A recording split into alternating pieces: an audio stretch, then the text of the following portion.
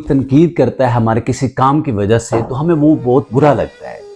तो इससे हमें बुरा नहीं लगना चाहिए, बल्कि उससे हमें सबक हासिल करना चाहिए कि हमारे वो निशानदेही कर रहा है कि हम में कोई भी किसी किस्म की कोई बुराई है, तो वो हमारे निशानदेही हमें कर रहा है, लेकिन हमें बुरा लग रहा है। तो हमें ये बुरा फील नहीं होना चाहिए, बल्कि हमें अपने आप में वो इस्लाह करनी चाहिए। हम एक दूसरे पर तनकीद बहुत ज़्यादा करते हैं, लेकिन इस्लाह नहीं करते। हमें ये सोचना चाहिए कि हमारे अंदर अगर कोई गलत चीज़ है और हम उसको हमारे अपने नज़रिए के मुताबिक देखते हैं तो वो ठीक है, लेकिन किसी और के नज़रिए के मुताबिक वो ठीक नहीं होती, और असल में वो ठीक ही नहीं होती, लेकिन वो हम समझते हैं कि वो ठीक करने वाली है। तो कोशिश करनी है कि उसको ठीक कर पाएँ, ताकि आपकी वो प्रॉब्लम से किसी दूसरे को कोई प्रॉब्लम ना हो, यानी कि उसको बुरा ना लगे।